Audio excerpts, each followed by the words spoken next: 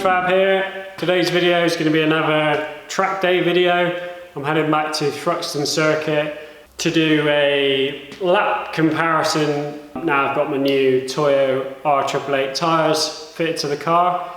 That's the only thing I've changed on the car is the tyres. Everything else is the same, so it should be a good indication of what sort of improvements you'll get just from fitting some semi-slick tyres over a road tyre. The previous tyre was a Toyo TR1.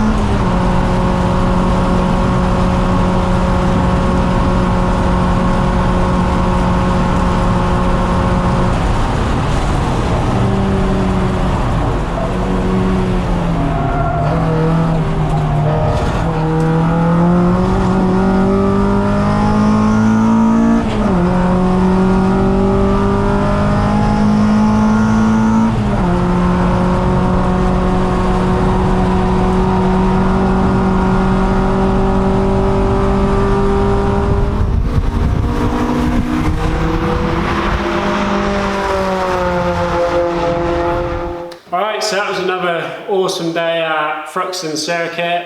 A definite improvement on lap time, and straight away you could just feel how much more grip you've got, and I was able to just hold the throttle flat through a lot of the track where I was lifting previously. One thing I did notice was, although the car was quicker over a lap, it felt like the car was actually slower on the straight.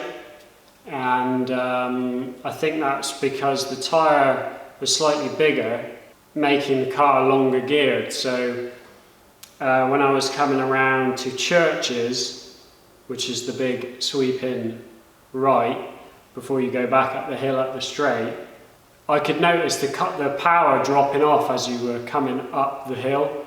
So unless I changed down into fifth as I was coming around, if I left it in sixth, the car would really slow right down. I'd lose probably 5 miles an hour as I was going up the hill. So I was having to change down. Whereas previously, I didn't feel like there was much difference. I could leave it in sixth and it would still reach about the same speed. So yeah, I think the gearing is definitely a big issue with that car. It just seems like any kind of incline in the taller gears, it just doesn't really have anything. Sixth gear, I would say, is pretty much useless. And with that gearbox, I think fifth gear is a 1-to-1 ratio. And then sixth gear is obviously quite long. So fifth gear is the equivalent of fourth on a normal box, but then the sixth, I think, is a bit longer. So a 5-speed box might be better.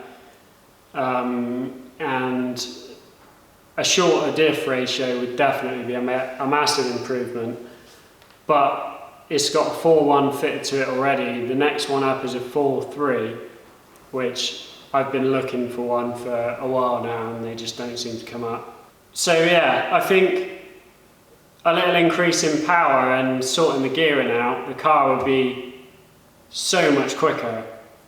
If it could just get down the straights a bit quicker, you know, or I just turbo it or supercharge it, you know, and be done with it. But then obviously I lose the sound of it. And the best thing about the car as it stands is the reliability of it, and I can just hammer it all day, doesn't get hot, it just goes on and on and on.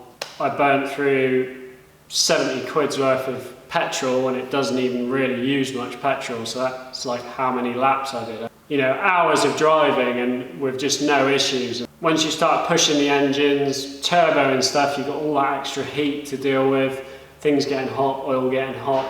That's why I'd really like to keep it naturally aspirated and simple. Whether some small improvements to it to make it a little bit better would be the way to go. I'll have to just ponder that for a bit and see which way I want to go. Got a turboed car here when I want to get my turbo fixed, so yeah, we'll see how it goes. Thanks again Toyo for sorting me out with a set of tyres. I'm off to Cadwell Park next week, which is a track that I think the car will be really suited to. It's a very tight, twisty track, a couple of open bits, so I think lower powered cars still get around there really quick. It looks like an amazing track, so the next video is going to be the old Mushy P ripping around Cadwell Park. That's going to be it for this one. Cheers for watching. See you on the next one.